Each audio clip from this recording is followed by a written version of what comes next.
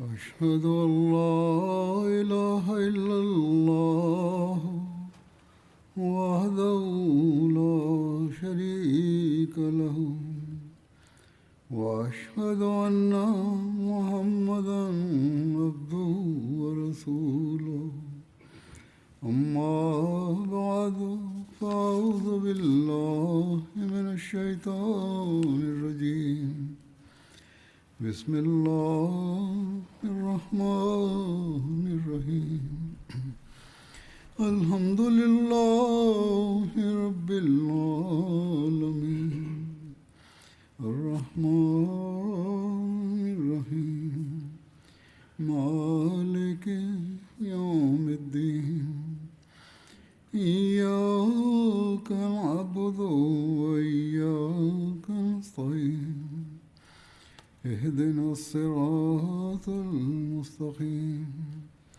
صراط الذين أنعمت عليهم غير المغضوب عليهم ولا الضالين. Des Propheten sallallahu alaihi wasallam in die Stadt erfolgte. Die folgenden Ausführungen ergänzen diese Erzählung. Ibn Ishaq schreibt, dass Abu Sufyan, nachdem er die vorbeimarschierenden Truppen Gottes mit eigenen Augen gesehen hatte, in Zi-Tuwa ankam. Das war der Name des Ortes, einem Tal Mekkas, das eine halbe Meile von der heiligen Moschee entfernt liegt. Dort trafen auch die Gefährten ein, bis alle Gefährten in Zi-Tuwa versammelt waren. Sie warteten dort auf den Propheten sallallahu alaihi wasallam. Schließlich traf der Prophet sallallahu alaihi wasallam mit seiner in grün gewandeten Einheit ein.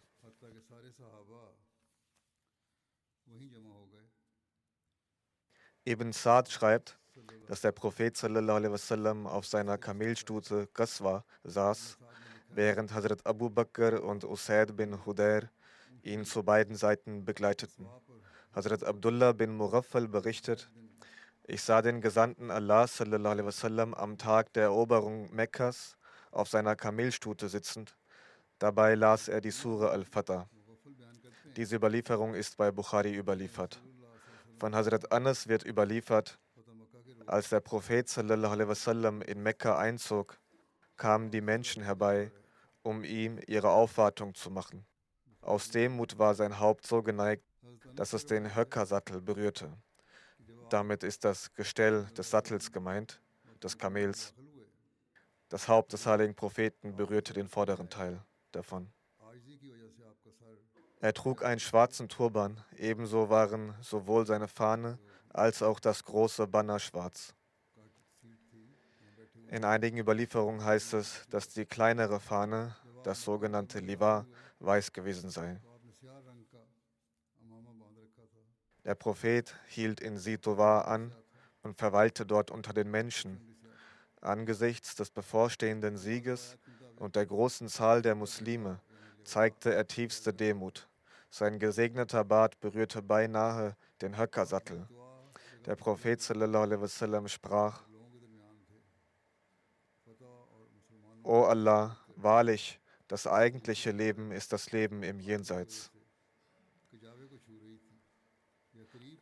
Eine weitere Facette seiner Gerechtigkeit sowie Demut und Bescheidenheit war, dass er Usama bin Zaid, den Sohn seines befreiten Sklaven Zaid bin Harsa, hinter sich auf seinem Reittier sitzen ließ, obwohl zahlreiche Führer der Quraysh und Angehörige der Banu Hashim anwesend waren. Der Einzug des Propheten sallallahu alaihi wasallam in Mekka fand am 20. Ramadan statt, zu einem Zeitpunkt, als die Sonne bereits etwas höher stand.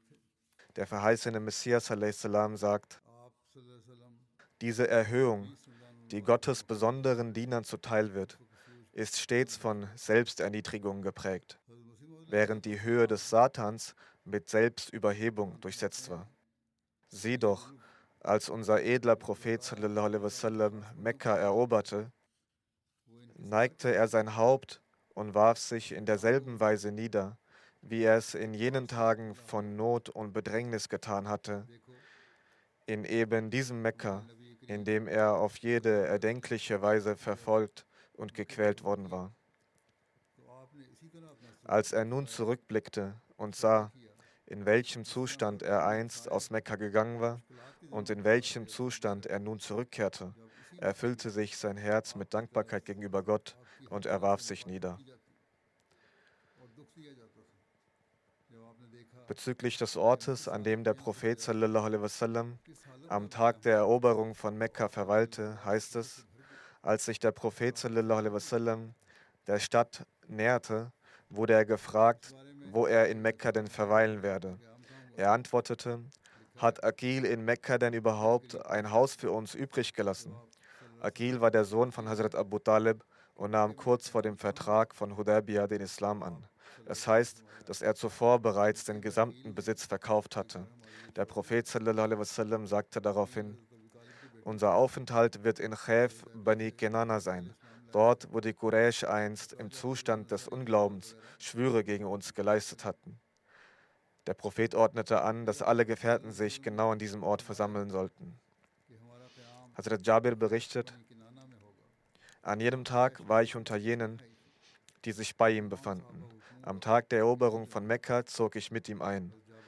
Als wir die Häuser Mekkas erblickten, hielt er an, lobpries Allah und blickte auf den Ort seines damaligen Lagers. Dann sagte er, Jabir, dies ist der Ort unseres Aufenthalts. Genau hier hatten die Quraysh einst im Zustand des Unglaubens ihre Schwüre gegen uns geleistet. Hazrat Jabir fügte hinzu, da erinnerte ich mich an das, was ich bereits in Medina vom Propheten gehört hatte. Er hatte gesagt, wenn wir Mekka erobern, wird unser Aufenthalt in Khayf Bani Kenana sein, an jenem Ort, an dem sie im Zustand des Unglaubens geschworen hatten, dass sie mit den Banu Hashim keinen Handel treiben, keine Heiratsverbindungen eingehen und ihnen keine Zuflucht gewähren würden. Und so wurden die Banu Hashim damals gezwungen, im Tal von Sheb Abi Talib eingeschlossen zu leben. और ना उनसे Nach den Gelehrten और ना उन्हें बना देंगे Nach den Gelehrten hatte der heilige Prophet sallallahu alaihi wasallam als Ausdruck seiner Dankbarkeit gegenüber Allah beschlossen, an diesem Ort zu verweilen. Möglicherweise war dies der Grund, denn so lautet die Auffassung mancher Gelehrter. Laut einigen Überlieferungen wurde dem Propheten sallallahu alaihi wasallam vorgeschlagen, er möge in Mekka im Haus eines anderen verweilen, anstatt in seinem eigenen ehemaligen Haus. Doch der Prophet sallallahu alaihi wasallam lehnte ab und sagte, ich werde kein fremdes Haus betreten. Hazrat Abu Rafi schlug das Zelt des Propheten sallallahu alaihi wasallam am Ort Hajun auf. Mit dem Propheten waren zwei seiner Ehefrauen, Hazrat Salama und Maimuna. Für jedes Gebet begab sich der Prophet sallallahu alaihi wasallam von Hajun zur heiligen Moschee.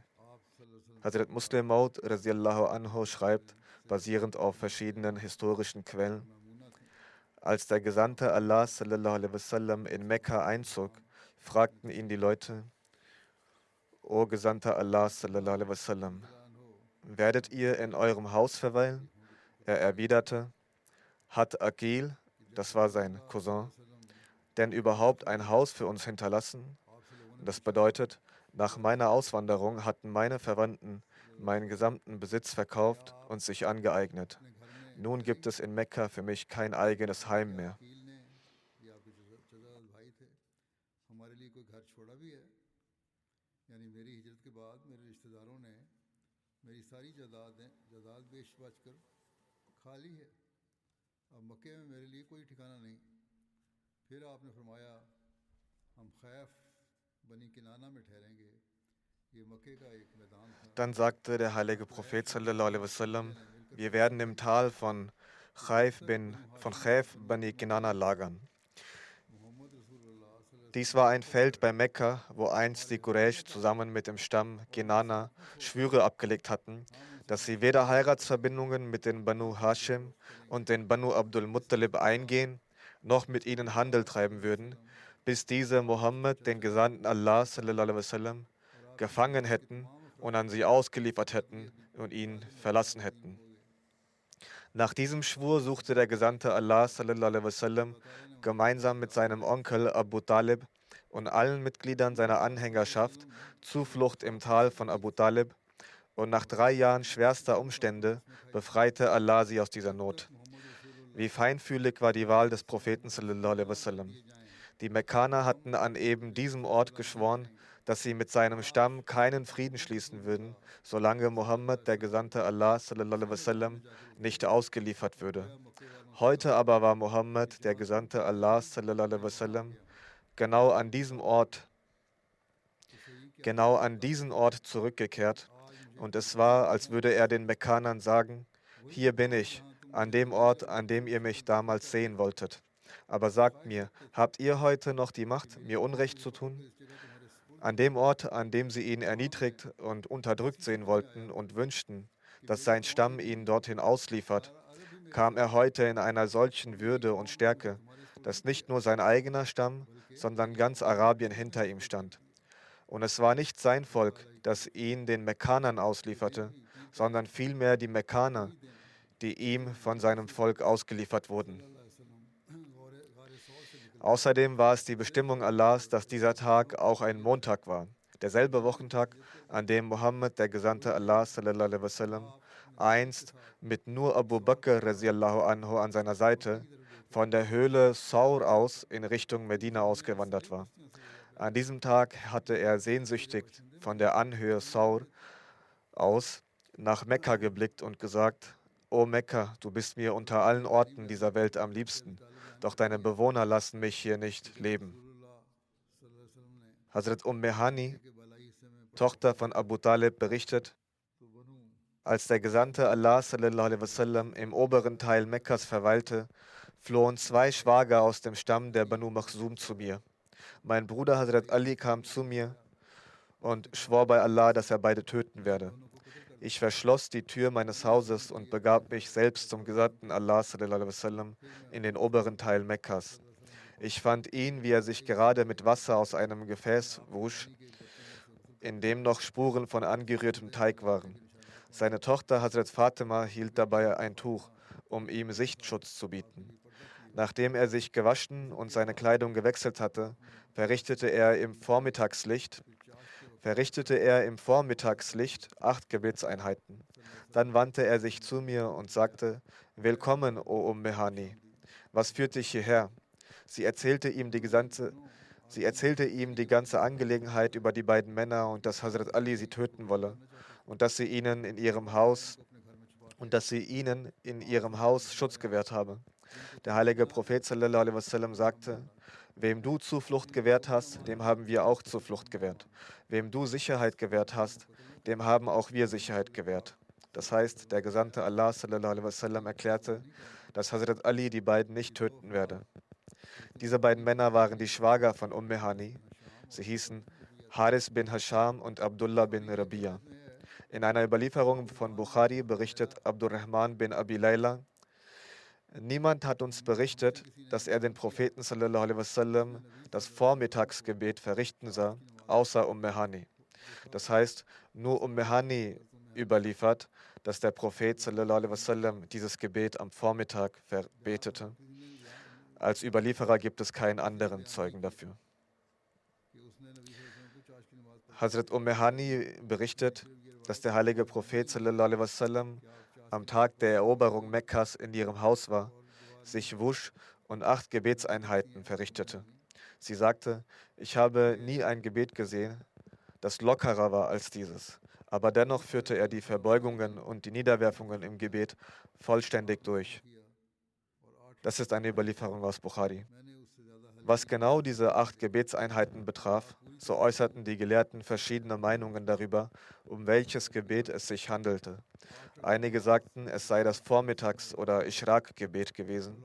Andere meinten, es sei das sogenannte Fatah-Gebet, das Gebet des Sieges gewesen, also ein Dankgebet nach der Eroberung einer Stadt oder Festung. In Anlehnung an dieses Vorbild begannen später muslimische Heerführer nach Eroberung ebenfalls 8 Gebetseinheiten zu verrichten. Eine weitere Ansicht lautet, dass der Prophet sallallahu alaihi wasallam in der Nacht vor der Eroberung wegen großer Beschäftigung mit äußerst wichtigen Angelegenheiten keine Gelegenheit zum Tahajjud-Gebet hatte und deshalb dieses Gebet am Morgen nachholte. Aus diesem Grund besteht auch ein islamrechtliches Prinzip: Wenn jemand das Tahajjud verpasst hat, möge er nach Sonnenaufgang die 8 Gebetseinheiten nachholen. Hazrat Muslim Maud sagt, der heilige Prophet sallallahu alaihi wasallam sagte, dass wenn du einmal das Tahajjud verpasst, dann bete stattdessen das Ishraq-Gebet. Dies wird auch in einigen Überlieferungen erwähnt, dass der Prophet sallallahu alaihi wasallam eben bei verpasstem Tahajjud am Morgen Ishraq betete. In einem Brief an Mir Abbas Ali Sahib aus Ludhiana schrieb der verheißene Messias a.s. Hat geschrieben: Meine Wenigkeit hatte bereits geschrieben, dass sie ihre üblichen Gebetsformeln und Bittgebete weiterhin regelmäßig verrichten sollen. Lediglich Praktiken, die irgendeine Form von Schirk, also Beigesellung eines Partners neben Gott, oder eine Bid'a, also eine religiöse Neuerung, enthalten, sind zu vermeiden.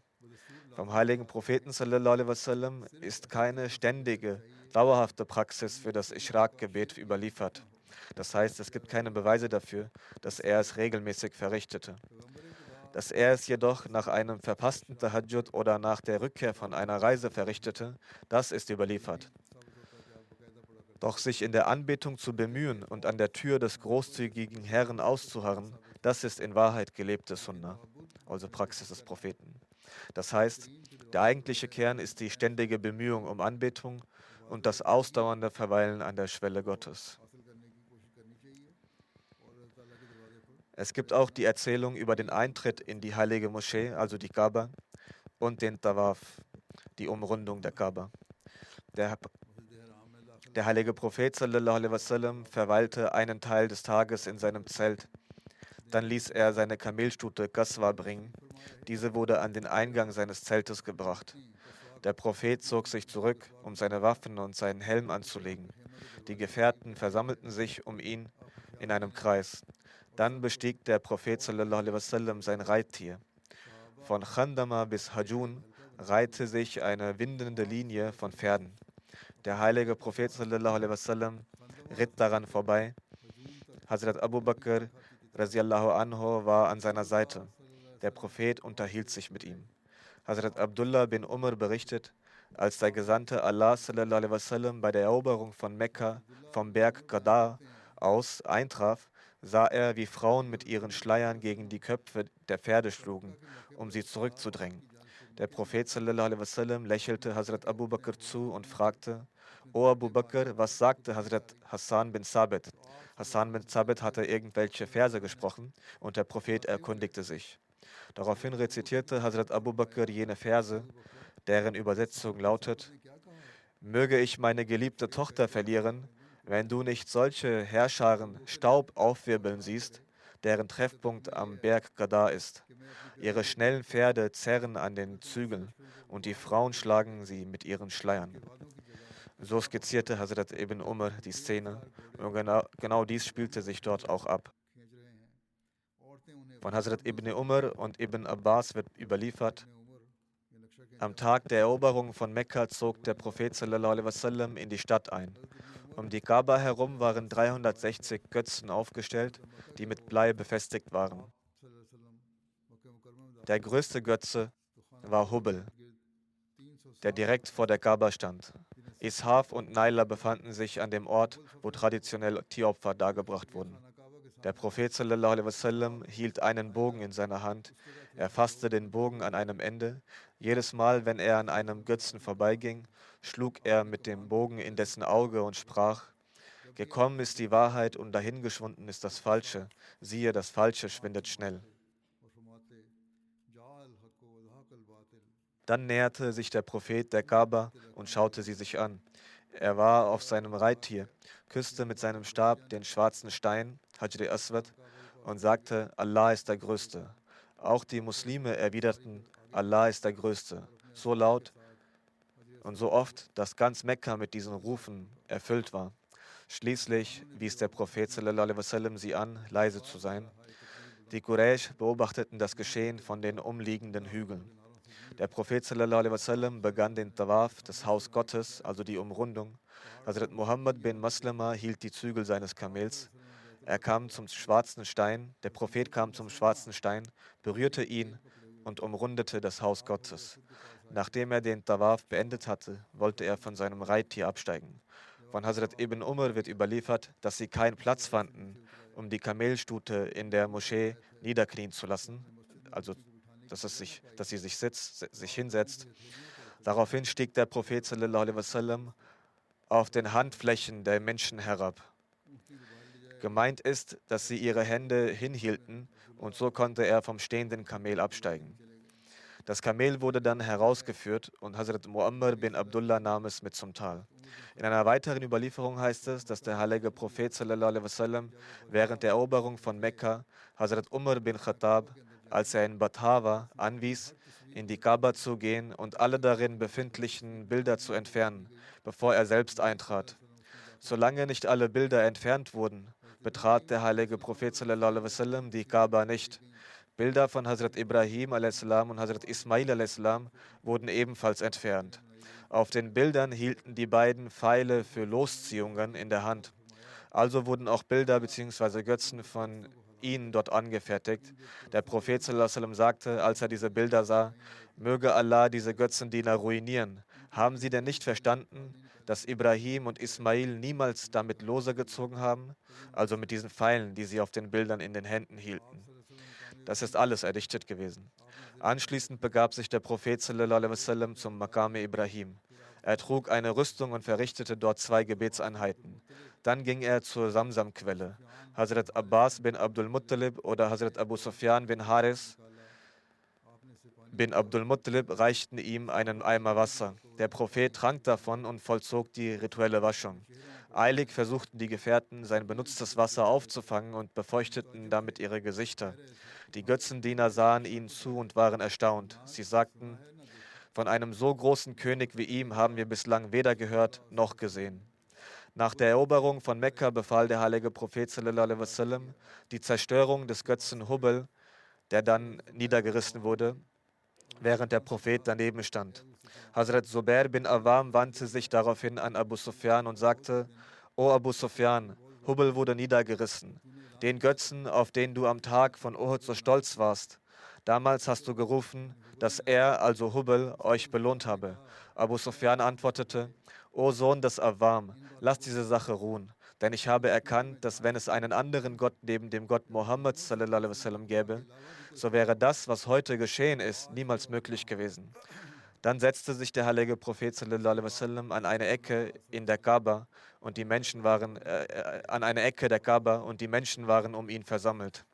Hazrat Abu Huraira berichtet, am Tag der Eroberung von Mekka war der Gesandte Allah sallallahu alaihi wasallam zugegen und Hazrat Abu Bakr radiallahu anhu stand zu seinem Schutz mit gezogenem Schwert neben ihm. Hazrat Ibn Umar überliefert, dass der Prophet sallallahu alaihi wasallam bei der Eroberung von Mekka auf dem Kamel von Usama bin Zaid ritt. Usman bin Talha wurde gerufen und man sagte ihm, bring mir die Schlüssel. Er ging zu seiner Mutter, die sich zunächst weigerte, die Schlüssel der Kaaba herauszugeben. Usman sagte, bei Allah, du musst die Schlüssel herausgeben, andernfalls wird dieses Schwert mein Kreuz durchbohren. Das heißt, es wird sonst strenge angewandt werden und das wird auch dich betreffen. Letztlich musst du den Schlüssel herausrücken. Der Überlieferer erzählt, erst dann händigte sie den Schlüssel aus. Dieser wurde zum Propheten sallallahu alaihi wasallam gebracht, der sie ihm zurückgab. Er öffnete dann die Tür der Kaaba. Der heilige Prophet sallallahu alaihi wasallam betrat zusammen mit Usama bin Zaid und Bilal bin Rabah die Kaaba. Auch der Schlüsselträger der Kaaba, Usman bin Talha, war dabei. Der heilige Prophet sallallahu alaihi wasallam schloss die Tür der Kaaba und verweilte dort eine längere Zeit. Er verrichtete dort 2 Gebetseinheiten. Hazrat Abdullah bin Umar, der draußen an der Tür stand, berichtet, als der heilige Prophet sallallahu alaihi wasallam herauskam, ging ich schnell hinein und fragte Hazrat Bilal, was der Prophet sallallahu alaihi wasallam getan habe, als er sich hier innerhalb der Kaaba befand. Dieser antwortete, dass der heilige Prophet sallallahu alaihi wasallam eine Säule auf der linken Seite, eine auf der rechten und 3 hinter sich hatte. Damals standen in dem Haus Gottes 6 Säulen. Während des Gebets stellte sich der Prophet sallallahu alaihi wasallam zwischen 2 vordere Säulen mit 3 Säulen hinter sich. Einer anderen Überlieferung zufolge hatte er 2 Säulen zu seiner Linken, eine zur Rechten und 3 hinter sich.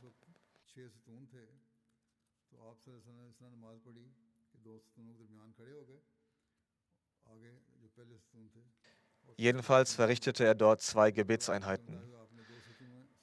Diese Überlieferung stammt aus Sahih Muslim.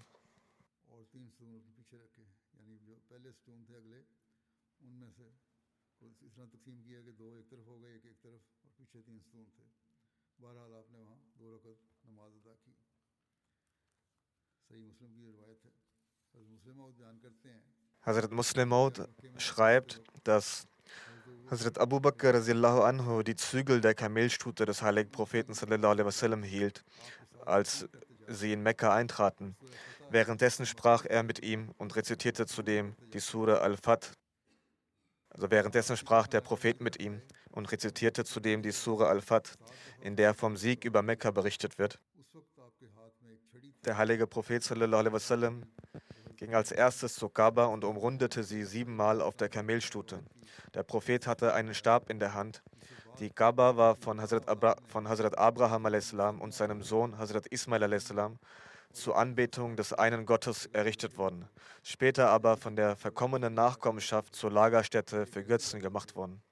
Der Prophet stieß mit dem Stab auf jeden der 365 Götzen, während er sprach: Gekommen ist die Wahrheit und dahingeschwunden ist das Falsche. Siehe, das Falsche schwindet schnell. Diese Worte stammen aus einem Vers, der ihm vor der Hijra, also vor der Auswanderung, in der Sura Bani Israel offenbart wurde, in der die Auswanderung und die Eroberung Mekkas vorausgesagt wurde. Europäische Autoren sind sich einig, dass diese Sure vor der Auswanderung offenbart wurde. Sie enthält folgende Worte: Und sprich, o mein Herr, lass meinen Eingang einen guten Eingang sein und lass meinen Ausgang einen guten Ausgang sein und gewähre mir von dir aus eine helfende Kraft. Und sprich, gekommen ist die Wahrheit und dahingeschwunden ist das Falsche, siehe, das Falsche schwindet schnell. Dies bedeutet: O mein Herr, lass meinen Eingang in diese Stadt, also Mekka, einen guten Eingang sein, nämlich indem du mir einen Sieg nach der Auswanderung gewährst. Und lass meinen Ausgang aus dieser Stadt, also jetzt während der Auswanderung, einen guten Ausgang sein. Gewähre mir von dir aus Sieg und Hilfe. Und sprich, dass die Wahrheit gekommen ist und das Falsche, nämlich der Götzendienst, verloren gegangen und dahingeschwunden ist. Seit jeher war es bestimmt, dass das Falsche vergeht. Diese Prophezeiung erfüllte sich Wort für Wort, als Hazrat Abu Bakr radiallahu anhu sie rezitierte, die Verse, die Prophezeiung, mussten in den Herzen von Muslimen und Ungläubigen unbeschreibliche Emotionen aufgestiegen sein. An diesem Tag wurde der Ort Abrahams, also Maqam Ibrahim, erneut der Anbetung des einen Gottes geweiht und die Götzenbilder wurden für immer zerstört, als der heilige Prophet sallallahu alaihi wasallam mit einem Stab das Götzenbild namens Hubal schlug, das die Götzenstatue namens Hubal schlug, fiel es von seinem Platz und zerbrach. Hazrat Zubair wandte sich lächelnd an Abu Sufyan und sagte: Abu Sufyan, erinnerst du dich an den Tag von Uhud, als die Muslime verwundet auf einer Seite standen? Du hast damals stolz verkündet: Die Herrlichkeit von Hubal ist hoch, die Herrlichkeit von Hubal ist hoch. Und du glaubtest, dass Hubal euch am Tag von Uhud den Sieg über die Muslime gebracht habe. Sieh nur, wie heute die Stücke von Hubal vor dir liegen. Abu Sufyan antwortete: Zubair spricht nicht über solche Dinge. Heute sehen wir klar, dass das, was wir heute erleben, niemals geschehen wäre, wenn es außer dem Gott Mohammeds, des Gesandten Allah, sallallahu alaihi wasallam, einen anderen Gott gäbe. Daraufhin befahl der heilige Prophet sallallahu alaihi wasallam, die Bilder Abrahams und anderer, die in der Kaaba angebracht waren, zu entfernen. Aus Dankbarkeit für die Erfüllung der göttlichen Versprechen verrichtete er 2 Gebetseinheiten in der Kaaba. Danach trat er heraus und verrichtete erneut 2 Gebetseinheiten. Der heilige Prophet sallallahu alaihi wasallam beauftragte Hazrat Umar radiallahu anhu, die Bilder aus der Kaaba zu entfernen. Dieser ließ das Bild von Hazrat Abraham stehen, aus dem Gedanken heraus, auch wir glauben an den Abraham als Propheten. Als der Prophet sallallahu alaihi wasallam dieses Bild noch hängen sah, sagte er: O Umar, was hast du getan? Hat Gott nicht gesagt, Abraham war weder Jude noch Christ, doch er war immer Gott zugeneigt und ihm gehorsam, und er war nicht der Götzendiener einer. Das bedeutet, Abraham war weder Jude noch Christ, sondern vollkommen gehorsam gegenüber Gott, der an alle Wahrheiten von Gott glaubte und ein Monotheist war. Deshalb ließ der Prophet sallallahu alaihi wasallam dieses Bild entfernen. Als die Muslime die Zeichen Allahs sahen, wurden ihre Herzen an diesem Tag von festem Glauben erfüllt und ihr Vertrauen in die erhabene Stellung des heiligen Propheten sallallahu alaihi wasallam wuchs. Der heilige Prophet sallallahu alaihi wasallam ließ Wasser aus der Samsam-Quelle holen, die Allah als Zeichen für Ismail sprudeln ließ. Er trank davon und verrichtete mit dem restlichen Wasser die Gebetswaschung. Kein Tropfen fiel auf die Erde, denn die Muslime fingen das Wasser auf und rieben es sich als Segen auf den Körper. Die Götzendiener staunten und sagten, sie hätten noch nie einen König gesehen, der von seinem Volk so sehr geliebt werde. Der verheißene Messias a.s. erklärt, merkt euch mit aufmerksamen Herzen, so wie der schwarze Stein im Haus Gottes liegt, also Hajar Aswad. Ebenso liegt er im Herzen der Brust. Also der verheißene Messias a.s. vergleicht damit den schwarzen Stein der Kaaba auf metaphorische Weise mit dem menschlichen Herzen, das sich in unserer Brust befindet. Weiter erklärt er, auch das Haus Gottes erlebte eine Zeit, in der Ungläubige ihre Götzen darin aufstellten. Das hätte nicht geschehen müssen, doch Allah ließ es als Gleichnis zu. Das Herz des Menschen ist auch wie der schwarze Stein und die Brust ähnelt dem Haus Gottes. Alle Gedanken außer an Allah sind Götzen, die in diese innere Kaaba gelegt wurden. Das heißt, alle Gedanken, die im Herzen entstehen, sind Götzen, außer die Gedanken an Allah. Die Götzen von Mekka, er erklärt weiter, die Götzen von Mekka wurden erst zerstört, als unser edler Prophet sallallahu alaihi wasallam mit einer Gemeinschaft von 10.000 heiligmäßigen Gefährten dorthin kam und Mekka eroberte. Diese 10.000 Gefährten wurden in früheren Schriften als Engel bezeichnet. Tatsächlich entsprach ihr Zustand auch dem der Engel. Auch die Kräfte des Menschen tragen nämlich in gewissem Maße einen engelhaften Charakter. Denn so wie es bezüglich des Zustands der Engel heißt, sie tun, was ihnen geheißen ist, genauso gehorchen auch alle Glieder und Kräfte des Menschen seinem Befehl, also dem Befehl des Menschen. Aus diesem Grund ist es notwendig, dass die Götzen neben Allah, um sie zu zerstören und auszulöschen, genauso bekämpft werden. Dieses Heer wird durch die Läuterung der Seele vorbereitet und nur demjenigen wird der Sieg gewährt, der diese Läuterung durchführt. Im Heiligen Koran heißt es deshalb, wahrlich, erfolgreich ist der, der sie, also die Seele, gereinigt hat. Auch in einem Hadith heißt es, wenn das Herz geläutert ist, wird auch der ganze Körper geläutert. Und das ist eine wahre Aussage. Augen, Ohren, Hände, Füße, Zunge und so weiter, alle Organe und Glieder handeln tatsächlich nach dem Urteil des Herzens. Zuerst entsteht ein Gedanke im Herzen und dann ist das jeweilige Körperteil sofort bereit, diesen Gedanken auszuführen. Damit hat der verheißene Messias a.s. veranschaulicht, dass man auch die inneren Götzenbilder im Herzen entfernen soll, da man nur dann zum wahren Gläubigen werden kann. Am Tag der Eroberung von Mekka hielt der Prophet sallallahu alaihi wasallam auch eine Ansprache, überliefert von Hazrat ibn Abbas radiallahu anhu, der sagte, der heilige Prophet sallallahu alaihi wasallam sprach am Tag der Eroberung Mekkas, nun gibt es keine Auswanderung mehr, aber der Dschihad und die Absicht bestehen weiterhin. Und wenn euch zum Dschihad aufgerufen wird, dann zieht für den Dschihad aus.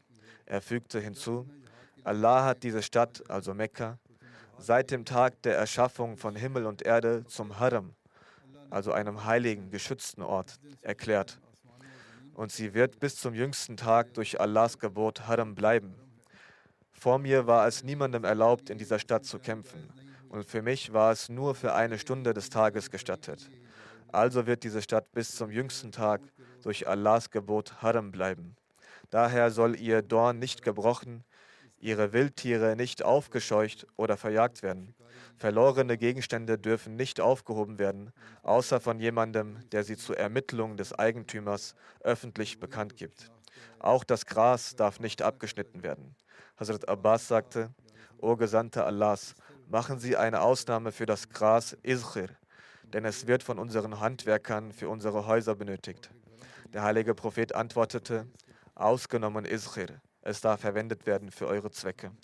Hazrat Abu Huraira berichtet, Als Allah dem heiligen Propheten sallallahu alaihi wasallam die Eroberung Mekkas gewährte, stand der Prophet sallallahu alaihi wasallam मक्का फतह कर दिया, आप सल्लल्लाहु अलैहि वसल्लम लोगों unter den Menschen, pries Allah, lobte und dankte ihm. Dann sagte er, wahrlich, Allah hat Mekka vor den Angreifern mit den Elefanten, die mit ihren Elefanten Mekka angriffen, beschützt und seinem Gesandten sowie den Gläubigen die Oberhand darüber gegeben, also über Mekka. एक घड़ी जायज़ किया गया। Vor mir war es niemandem erlaubt, hier zu kämpfen, und auch mir war es nur für einen kurzen Moment des Tages gestattet. Und nach mir wird es für niemandem erlaubt sein. Wenn es also während der Eroberung Mekkas Kampfhandlungen gegeben hat, so war dies nur mir für einen kurzen Zeitraum erlaubt. Danach wird es niemandem mehr gestattet sein. Dann sagte der Prophet, weder sollen die Wildtiere darin aufgescheucht, noch Dornen abgebrochen werden. Auch darf nichts Verlorenes aufgehoben werden, außer von jemandem, der es öffentlich zur Ermittlung bekannt macht. Und wer einen Mord begeht, über den kann Blutgeld verhängt, über den wird entweder Blutgeld verhängt oder Vergeltung geübt werden. Hazrat Abbas sagte, mit Ausnahme des Grases Izhir, denn wir verwenden es für unsere Gräber und Häuser. Der heilige Prophet sallallahu alaihi wasallam antwortete, ausgenommen Izhir, ja, ihr dürft es schneiden.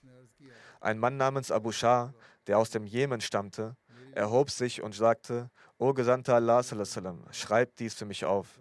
Der heilige Prophet sallallahu alaihi wasallam sagte, schreibt es für Abu Shah auf. Der Überlieferer berichtet, ich fragte Wasi, was Abu Shah mit seiner Bitte meinte. Er antwortete, er meinte, dass die Ansprache, die der heilige Prophet sallallahu alaihi wasallam gehalten und die er gehört hatte, also die Person aus dem Jemen, diese soll für ihn schriftlich festgehalten werden. Also wurde sie für ihn niedergeschrieben. In der Sirat von Ibn Hasham steht, dass der heilige Prophet sallallahu alaihi wasallam sich an der Tür der Kaaba hinstellte und sagte, es gibt keinen, der der Anbetung würdig ist, außer Allah. Er ist der eine, er hat keinen Teilhaber. Er hat sein Versprechen erfüllt und allein alle feindlichen Gruppen besiegt. O Menschen, alle Formen von Stolz, Rache und Blutgeld sind nun unter meinen Füßen. Nur zwei Dinge bleiben unverändert bestehen: die Verwaltung des Schlüssels der Kaaba und die Versorgung der Pilger mit Samsamwasser. Diese Aufgaben bleiben bei jenen, die sie bislang innehatten. O Menschen, wenn jemand versehentlich getötet wird, zum Beispiel durch einen Stock oder eine Peitsche, dann beträgt das vollständige Blutgeld dafür 100 Kamele. O Quraysh, Allah hat den Stolz aus der Zeit der Unwissenheit und das Angeben mit der Abstammung beseitigt. Nun gibt es keinen Grund mehr, sich auf seine Vorfahren etwas einzubilden. Alle Menschen stammen von Adam und Adam wurde aus Lehm erschaffen.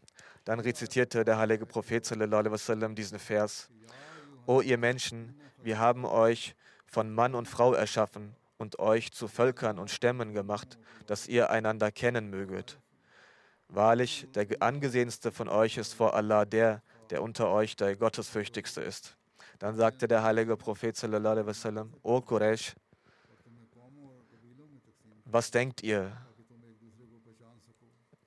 Wie werde ich mit euch verfahren?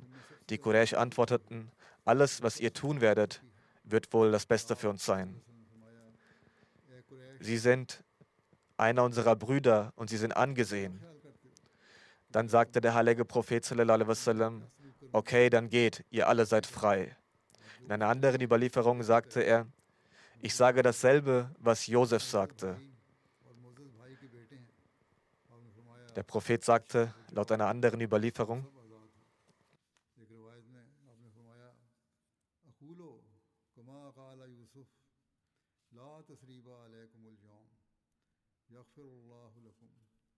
Ich werde dasselbe sagen, dasselbe Urteil treffen, was auch Josef tat. Heute trifft euch kein Tadel. Allah wird euch vergeben und er ist der Barmherzigste unter allen Erbarmern.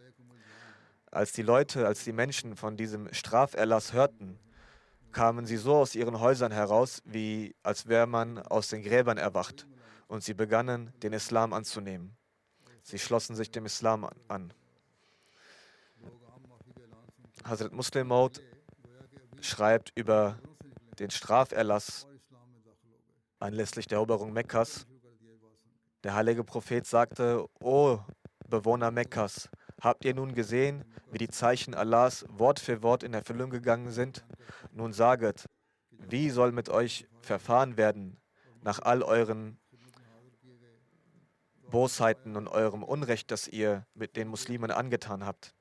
Die Mekkaner sagten, O Prophet, O Muhammad sallallahu alaihi wasallam, wir hoffen darauf, dass sie genauso mit uns verfahren werdet, wie Josef es mit seinen Brüdern tat. Und durch die Erzählung des Propheten Josef in dem Heiligen Koran hat Allah Ta'ala bereits 10 Jahre vor der Eroberung Mekkas prophezeit, dass der heilige Prophet sallallahu alaihi wasallam, der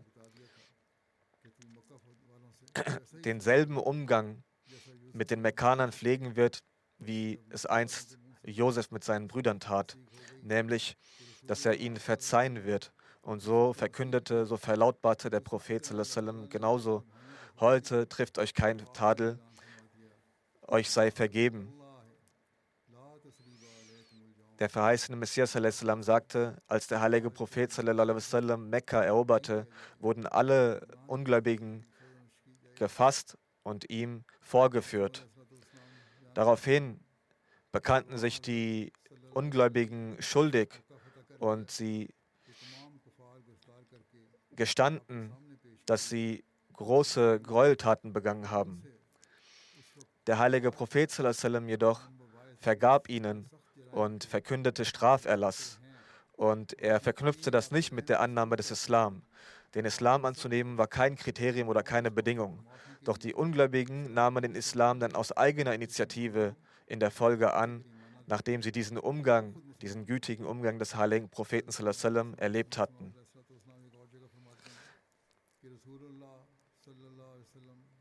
Auf der einen Seite hatten die Verfolger und die Gegner den schlimmsten Umgang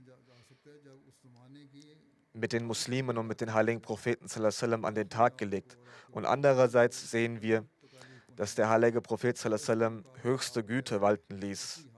Das untermauert und beweist die erhabene Stellung des heiligen Propheten sallallahu alaihi wasallam. Die Muslime und auch muslimische Frauen wurden aufs Brutalste von Abu Jahl und seinen Komplizen verfolgt und gequält und gefoltert, nur weil sie sagten, wir glauben an Allah und es gibt keinen Gott außer ihm. Aber als später Mekka erobert wurde, erklärte der heilige Prophet sallallahu alaihi wasallam, heute trifft euch kein Tadel, und dadurch verzieh er allen. Was für eine charakterliche und moralische Perfektion, die in keinem anderen Propheten sogar vorzufinden ist. Der verheißene Messias erklärt weiter, hätte der heilige Prophet gewollt, hätte er alle Ungläubigen und die Bewohner Mekkas, die ihn zuvor aufs Brutalste verfolgt hatten, er hätte sie alle schlachten lassen können. Doch dies wünschte er nicht. Er verzieh ihnen. Und in der Folge waren die Ungläubigen so sehr begeistert und fasziniert von seinen moralischen Eigenschaften, dass sie den Islam aus eigenen Stücken annahmen. Er hatte die Macht, sie zu bestrafen, jedoch verzieh er ihnen sofort. Wenn sie aber bestraft worden wären, dann würde das absolute Gerechtigkeit bedeuten und es würde dem Maß der Gerechtigkeit entsprechen. Doch der Prophet zog es vor, Vergebung an den Tag zu legen. Und dadurch wurde klar, dass er nicht nur den Namen Mohammed trug, sondern auch in Wahrheit Mohammed war, also derjenige, der gepriesen wird. So lautet sein Name sowohl auf Erden Mohammed als auch am Himmel Mohammed. Und Allah Ta'ala hat durch das Beispiel des Propheten Mohammed sallallahu alaihi wasallam gezeigt, worum es geht, wenn der Mensch seine Menschlichkeit vervollkommnen möchte. Deshalb kann ein Mensch so lange nicht sich als wahrhaftigen Menschen bezeichnen, bis er nicht das Vorbild des heiligen Propheten sallallahu alaihi wasallam nacheifert und nachahmt. O Allah, sende deine Segnungen auf den Propheten und auf die Nachkommenschaft des Propheten sallallahu alaihi wasallam. Den restlichen Teil werde ich in Zukunft vortragen. Nun möchte ich 2 Verstorbener gedenken. deren Totengebete in Abwesenheit ich im Anschluss anleiten werde. Der erste Nachruf gilt Sayyida Lubna Ahmed Sahiba, Ehefrau des verstorbenen Maulud Ahmed Sahib, die vor wenigen Tagen im Alter von 71 Jahren verstorben ist. Wahrlich, Allah sind wir und zu ihm kehren wir heim. Mit der Gnade Allahs war sie Musia. Auch wenn sie nicht auf zentraler Ebene tätig war, so diente sie dennoch regelmäßig der Jamaat in ihrem Stadtteil und Halqa. Sie wurde mit Sayyid Maulud Ahmed Sahib verheiratet, sie wurde mit Sayyid Maulud Ahmed Shah Sahib verheiratet, dem Sohn von Amtul Hakim Begum Sahiba und Sayyid Daud Muzaffar Shah Sahib. Die Eheschließung wurde von Hazrat Khalifatul Masih Salis III. Verlesen. Da sich darin auch einige Ratschläge befinden, möchte ich hier einige Worte daraus vorlesen. Hazrat Khalifatul Masih III. Sagte, und das ist auch für heutige Ehen sehr nützlich, er sagte, eheliche Beziehungen ähneln der Veredelung eines jungen Baums, den man anfangs mit großer Sorgfalt pflegen muss. Gemäß der Anweisung des Heiligen Koran muss diese Bindung mit den Fäden des Qawl Sadid, also der ehrlichen Rede, zusammengebunden werden. Nur dann ist sie geschützt. Die Verantwortung liegt nicht nur bei Ehemann und Ehefrau, sondern auch bei ihren Familien, ihrem Umfeld und sogar ihren Freunden. Denn viele Missstände entstehen in der Folge von Argwohn, Tratsch, Ungeduld oder Zorn. Und Qawl Sadid, also die ehrliche Rede, ist ein sehr starkes Band, um all das zu unterbinden. Weiter sagte er, möge Allah diese Ehe, die ich soeben verkündet habe, für beide Familien, für die Jamaat und für die gesamte Menschheit segensreich machen. Möge aus ihr eine Nachkommenschaft von Dienern des Glaubens hervorgehen. Ich zumindest kann dies bezeugen, da wir auch verwandt waren. Lubna Sahiba versuchte stets, diese Worte von Hazrat Khalifatul Masih III. Über familiäre Pflichten umzusetzen und zu verwirklichen. Auch sagte der dritte Kalif über die Eheschließung, die Eheschließung, die ich heute verlese, findet zwischen dem Sohn meiner jüngeren Schwester Amtul Rakim Sahiba und Sayyid Daud Muzaffar Shah Sahib, nämlich Sayyid Maulud Ahmed, und der Tochter von Dr. Sayyid Ghulam Mujtaba Sahib statt. Dr. Sahib, also der Vater der Verstorbenen, war als Waqf Zindagi tätig und lebte in Afrika. Als das Nusrat Jahan Projekt gegründet wurde, gehörte er zu den ersten Ärzten vor Ort in Afrika.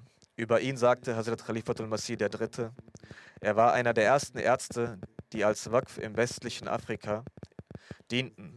Allah nahm seine Gebete an und legte viel Heilung in seine Hände. Er war ein sehr erfolgreicher Chirurg, der zunächst in Ghana, später auch in Nigeria praktizierte. Der Sohn von Sayyida Lubna Sahiba, Sayyid Saud Ahmed, ist selbst Waqf Zindagi und derzeit im Fazl-e Umar Krankenhaus tätig als Administrator. Er berichtet über seine Mutter, der Verstorbenen. Als mein Großvater mütterlicherseits im Auftrag von Nusrat Jahan Projekt nach Ghana ging, reiste die ganze Familie mit. Auch meine Mutter Lubna Sahiba, noch vor ihrer Heirat, sie war noch jung. Sie erzählte, dass es dort an Material mangelte. Sie schnitt die Verbände klein und verteilte sie. Es gab auch kein Licht. Mein Großvater operierte mit Taschenlampe. Und sie als junges Mädchen selbst stand daneben und hielt die Taschenlampe, damit Dr. Sahib mit Hilfe des Lichts operieren konnte. Er beschreibt sie zudem als eine sehr liebevolle Frau, die ihr eigenes Leid stets ignorierte, um anderen zu helfen. Sie erfüllte ihre Pflichten gegenüber Ehemann, Eltern, Schwiegereltern und sie erfüllte sie vortrefflich. 1986 stürzte sie die Treppen hinab und litt seither an Rückenschmerzen.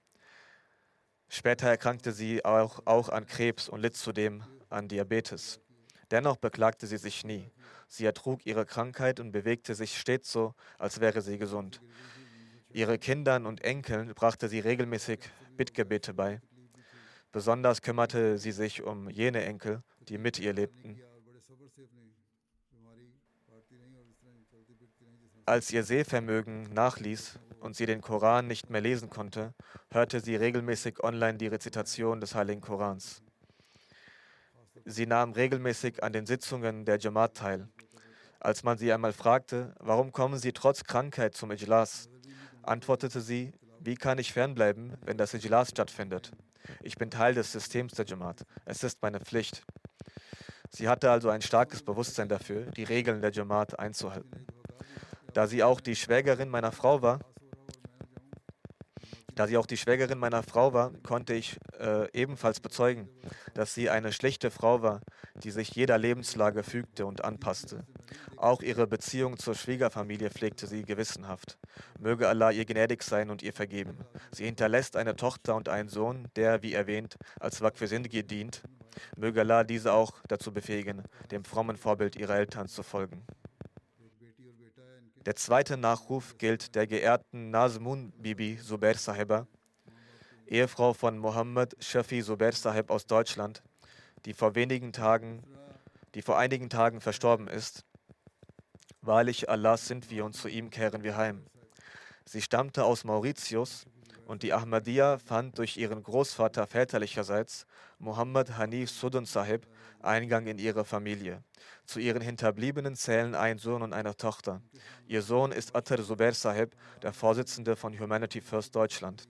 Attar Zubair Sahib schreibt über sie: Sie war ein Vorbild an unerschütterlichem Glauben und tiefer Demut.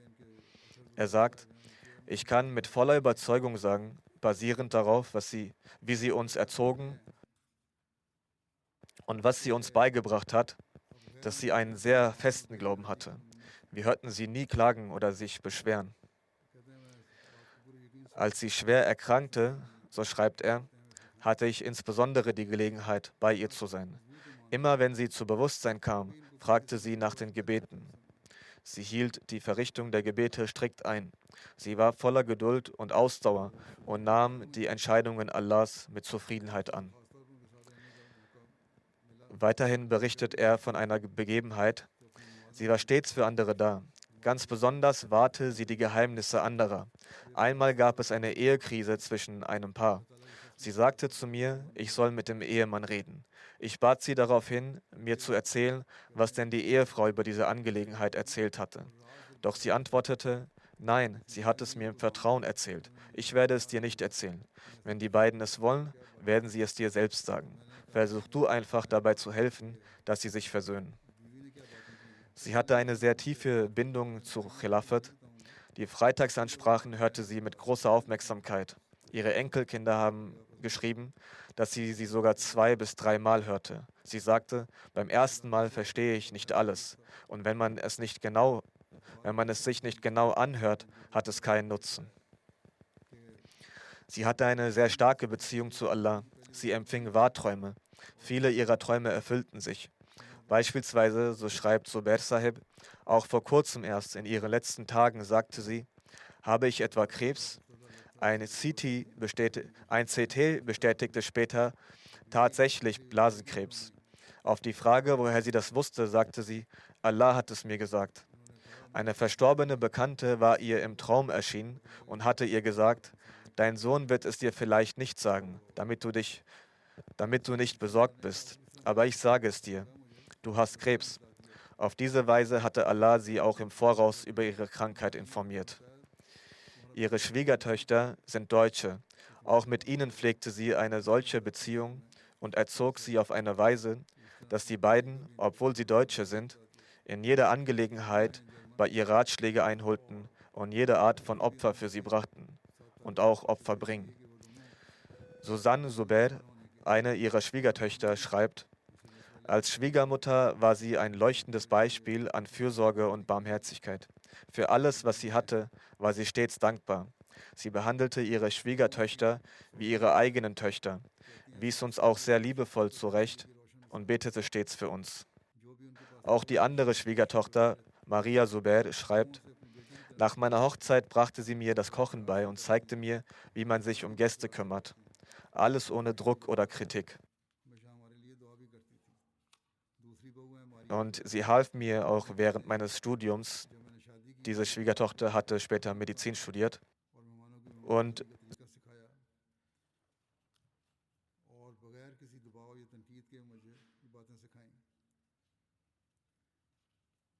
मेरी पढ़ाई के दौरान भी बड़ा काम किया, बाद में उन्होंने मेडिसिन किया था इस बहू ने, और कहते हैं जमाती सरगर्मियों में भी मेरा पूरा साथ दिया, बच्चों की देखभाल मेरी की, हमेशा हौसला दिलाया करती थी।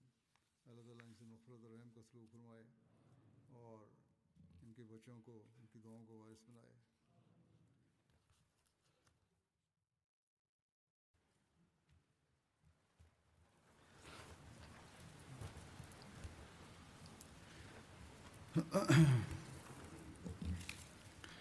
अल्हम्दुलिल्लाह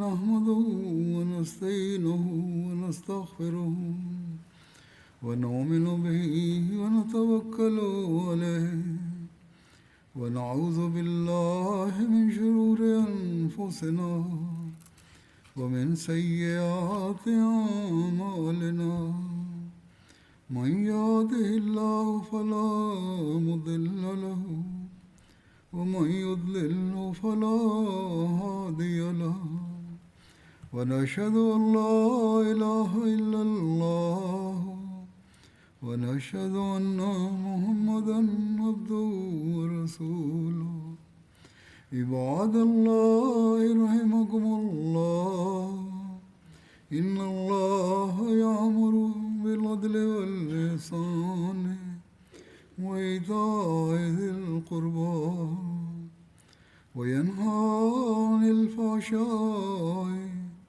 والمنكر والبغي يعظكم لعلكم تذكرون اذكروا الله يذكركم وادعوه يستجب لكم ولذكر الله أكبر.